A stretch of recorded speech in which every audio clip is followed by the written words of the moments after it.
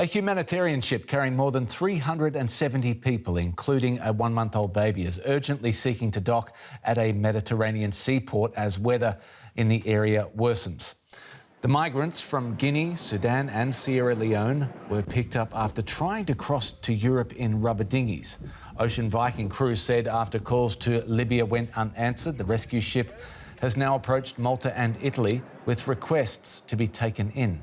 The vessel is currently in international waters between Italy and Libya. Let's bring in Jana Czerniok in Berlin from the rescue organisation SOS Mediterranee. Jana, what are you hearing from the ship? Are there any signs that they will be able to dock soon? Well, good afternoon. Unfortunately not. The 373 people that we rescued in 4 consecutive rescues on Thursday and Friday are still desperately waiting to be assigned a place of safety where they can finally reach land. Tell us about the migrants on board the Ocean Viking right now. Well, as I said, we rescued 374 people in 4 different rescues on Thursday, Friday. We currently have 337 survivors on board after a woman in the late stage of her high-risk pregnancy was medically evacuated to Lampedusa yesterday in the afternoon. We now have a lot of small children on board. We have 8 babies under the age of 1, and a lot of the survivors suffer from seasickness. The weather has deteriorated rapidly since last night.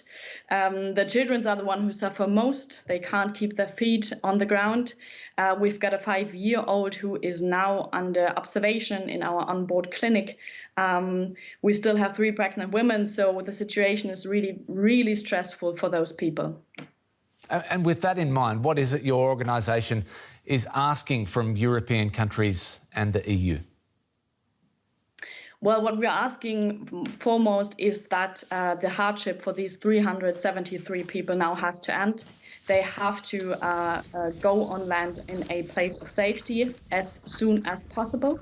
But beyond that, we need a midterm, long-term solution for the humanitarian situation in the central Mediterranean. We need a clear solidarity mechanism where rescued people from distress at sea can disembark and which EU countries take them in.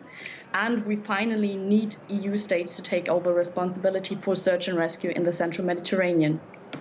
Jana, what do you say to people who imply that rescue operations like this could be emboldening migrants in Africa to try the dangerous journey to Europe? Well, I think on one side we have the empirical evidence that this doesn't hold water.